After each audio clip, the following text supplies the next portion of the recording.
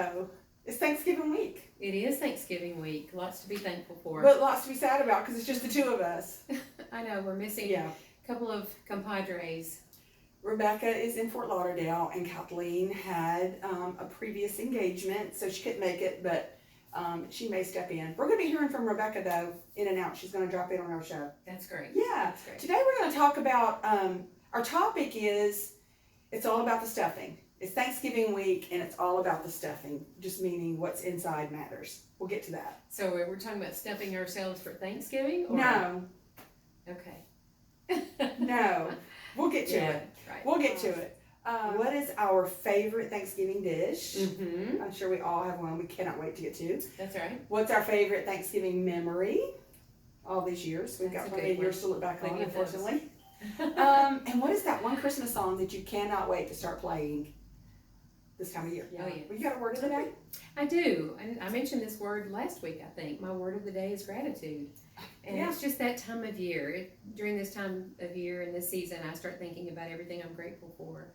And you know, no matter, even if times are a little different than you'd like for them to be, there's always plenty to be thankful for. Whether it's family or health or your job, your spouse, there's always plenty to be thankful. And if you focus on that, changes everything. It does. Yeah. Yeah. What about your word? My word is, I don't even think this is a word. I made it up. Regretless. All I could think of was regretless. I want to be regretless. Come the end of the year, I don't want any regrets. Like, did I say what I thought? Did I do what I wanted? Did I make that change I thought was best for me? That's a really good word. Did I call a person that I thought I should call? Mm-hmm. Did I hug a person? Did I say you look great today? I just want to be regretless. That's a really good word, whether it's in the dictionary or not. That's a great word because we want to make it through life, I think, not having regrets. Yeah. Why didn't I step out? Why didn't I take a chance? Why didn't I hug that person when I thought she needed a hug that day? That's it. That's a good word. That's it. Like when you pass somebody on the street and you go, Yeah.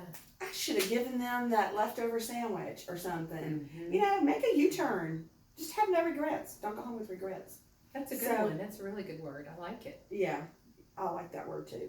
So end your year regretless and full of gratitude. Absolutely. So let's talk about, it's all about the stuffing. And what I'm thinking when I say that is, what's really inside of you is what matters. And that's what comes out. Not the makeup, the expensive shoes, the cool new jacket. That's right. It's all about the stuffing. Yeah, have you ever heard that adage, ugly goes all the way to the bone? Yeah. Ooh, no. Yeah, it really does, because have you ever seen someone, male, female, who's absolutely gorgeous on the outside? That's what you just said made me think of. But inside, they're in such turmoil that they come out. What comes out, as you put it, is really ugly. Right. Yep, exactly. So your turkey may look, you know, all shiny for Thanksgiving dinner, but you know, it's how it's going to taste when you start eating it that matters. And to remember that when you're around people, it's what's inside you. It is, and you know, whether you're filled with, well, two flip sides of the coin. Are you filled with anger, rage, resentment, all those nasty, negative, truly negative emotions? Are you filled with those? Because if you are, that's what you're expending out to everyone around you. It your shows family, that. your coworkers.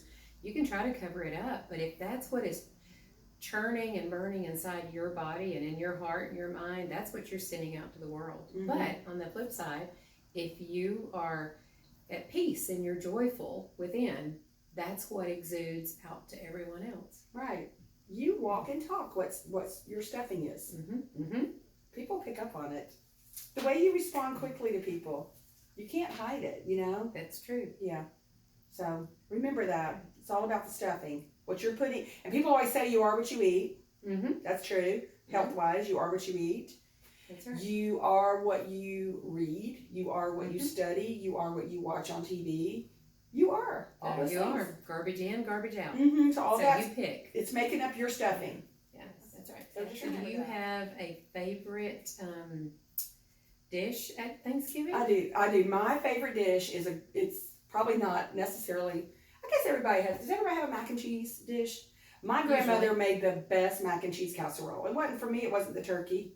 I love the dressing, but my grandmother always added this recipe, and it was a mac and cheese, but it's baked, and it's the large elbow noodles, and then sharp cheddar cheese, onions, mushrooms, cream of mushroom soup, pimentos. Oh my gosh. That sounds fabulous. I've never had that kind. Such a feel-good food. I'll have to make that for everybody. It'll make a vegan girl forget she's vegan. My favorite is the dressing. Yeah. Being from Alabama, that was, and why we only would have dressing twice a year, Christmas and Thanksgiving, I have no idea. But it was, maybe that's what made it so special. I think that too sometimes. Why can't we just make up that great smelling meal all the time? I know, but what kind of dressing? Like cornbread? Seriously, typical Southern homemade dressing. And maybe that's part of why I love it so much is watching my mother in there, because you don't whip that up in 30 minutes. You have to make cornbread and lots of it. And some people use stale bread in theirs. My mother was a strictly cornbread, and she would boil eggs and put in it, and the chopping of the celery and the onions, and my favorite part, the sage. So maybe that's why that was. You know what too? It's smelling that. I know what that's what happens in my house. Is once you chop that celery and those onions and start boiling that down, that's that smell. My mom's the same way. She made the cornbread, and then she made a few biscuits, and then crumbled it all, poured the egg over it, black pepper. Oh, yes. Oh, yum. You're right about the smell. Yeah. Yeah, if you're not going to cook on Thanksgiving, just boil some celery and onions. Everybody will think you're cooking anyway. That's right, yes. Yeah. What about a memory for Thanksgiving? This will probably sound silly, but we would have, like many people, a big spread, fabulous meal, lots of sharing stories and memories of years past and family members that were both present and gone on ahead of us. But after the meal was done, we immediately would clear the table, and it was poker time. And we would play poker. You know how so many families will gather around the TV and they make it a football watch event. Yeah. And in later years, we did some of that. But from the time I was little, I wanted to be at the poker table. Yeah. And from the time I was probably 12, I was at the poker table. Mm-hmm. And so I grew up around that. Still love to play poker to this day, but that's my favorite memory. Clearing the table and everybody getting out their pennies and dimes and nickels and quarters. Mm-hmm. And we would play Penny Ante or Nickel Ante poker. And I love that. Sometimes you win, sometimes you lose. And it's just that. It was fun. Because everybody was in on it. That's what makes it so fun. That's like that now, left, right, center. Everybody loves. That's a great family game that's easy and brainless. My favorite Thanksgiving memory is just the whole morning, because we grew up in Georgia on 100+ acres. And so everyone was deer hunters. Even the preacher would come to our house, and neighbors and people would come. And I knew, everyone was getting up like at 3 or 4 in the morning. They wanted to be in the woods, in their stands before daylight, before sunrise, go deer hunting. So me waking up was knowing everyone was in the woods. My mom's in the kitchen. There's that celery and onion smell. Uh-huh. And just knowing that when everyone started kind of peeling back in out of the woods, you could see them all coming back. The excitement of everybody coming back. Yeah, did they get a deer? It's time to eat. I just remember that. Oh, that's neat. Yeah. And Rebecca's going to share some of her Thanksgiving memories with us too. Okay. Yeah. I am not a big Thanksgiving person. I'm not really a big turkey and dressing person. I believe in being thankful every single day and kind of making every day with Thanksgiving, making every day where you're very grateful just to be with family and friends. But growing up, because we didn't do things really traditionally, my favorite Thanksgivings is that my mom decided in high school and when I was in college that we would have seafood for Thanksgiving. So it was all my cousins, with really big family, my Aunt Weezer, all my cousins, Aunt Dottie, everybody came over, and we had huge seafood feasts. With oyster dressing, by the way, which a lot of y'all may or may not know what that is. So that's my favorite memories. My favorite Christmas song is "Mary, Did You Know?" That is just such a beautiful Christmas song to me. Yeah, I have many, but I love that one. Yeah, that is a beautiful Christmas song. I love hearing "It's the Most Wonderful Time." I just love hearing that and knowing. I love that. But my favorite Christmas song, I think, is the one by the Eagles, "Please Come Home for Christmas." Oh, that's a good one. And I love that because I have so many people, and you do too, that aren't here, that won't be home for Christmas, but I love hearing that. Yes. I mean, who doesn't love the Eagles anyway? I mean, I do. It's timeless too. Yeah. So It's the most wonderful time of the year. You go out for coffee or the mall, and you hear that. Yes. But please come home for Christmas. You know, some people they do all their Christmas shopping way, way, way in advance. And they're done by November 15th and happy and bragging about it. I'm one of these, which we don't, now that we're more mature and our children are more mature, we don't do the Christmas, gift giving, unwrapping thing so much because everybody's so spread out. But in years past, I love the time of year when it's the day before Christmas or Christmas Eve, and I would hit the retail stores. And not necessarily to finish Christmas shopping, but I just get something about that. The weather in Middle Tennessee is usually dreary and kind of overcast, but it just signifies it is Christmas season, and I get so in the spirit. Do you Black Friday shop? No. I do love to do that. Really? Yeah. Maybe I had so much fun over the years. I didn't do it growing up. My mother never did it. But once I married my husband, his sisters did it. And man, I think we love it. But really not about shopping or standing in line. It was meeting at 5 a.m. for coffee, and everybody's out, and it's just fun. It's all about just being together. Well, and see, that's what I lacked.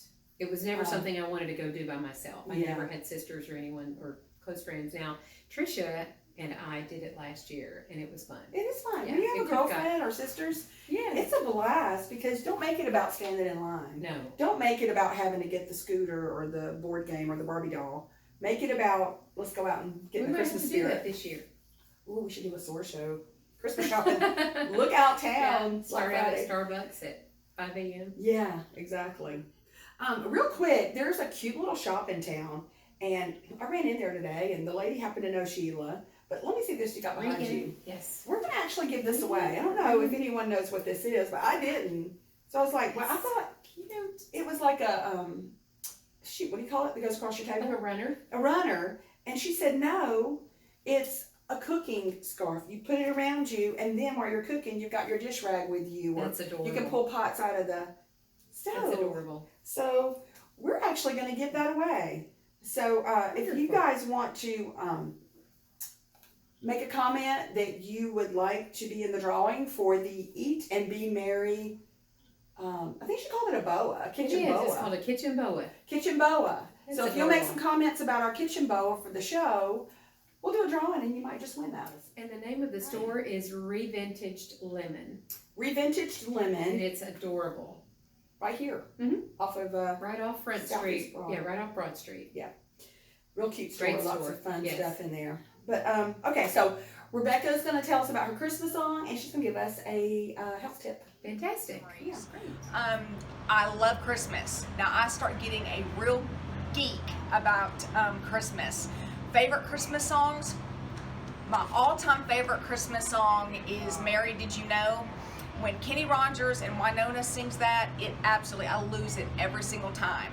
For my fun go-to Christmas song, look at who you're talking to. Definitely Santa Baby all the way, and I love Madonna's version of that. And now for your health tip of the day. All right, I know y'all grew up with eating the food and sitting it out all day long and then coming back later on and eating it again at night. Stop doing that. You have a 2-hour window, only 2 hours, when all the food comes out of the fridge and the oven before bacteria grows. That's it. So after 2 hours, please go ahead and put it all up and then make sure it gets chilled and then heat up your leftovers. I don't want anybody having diarrhea or throwing up on Thanksgiving, all right? Serious, we have bacteria now we just didn't have when we all were growing up. So that's my little blurb for the day. Love you, SOAR sisters. Happy Thanksgiving to everybody. Okay, thanks, Rebecca. It looks like she's having a blast. I know, we missed having her on, but at least you got your Rebecca shot too. Go. So I do have a quote, and it's from Doris Day, and it's very simple. Gratitude is riches, complaint is poverty. Wait, say it again. Gratitude is riches, complaint is poverty. There you go. That's what you were saying earlier. Right, so you get to choose where you dwell. Yeah. Oh, I like that. Either in riches or in poverty. Right. If you're grateful Based on for your every attitude. little thing you have, Yes. wow, you just made your day awesome. Right. Yeah. Right. Hope y'all have a great Thanksgiving. Yeah, eat lots of turkey and lots Yeah. of stuffing. If you're traveling, be safe. Yeah. Y'all go have a great day. Yeah. See you next Soar. week. Soar.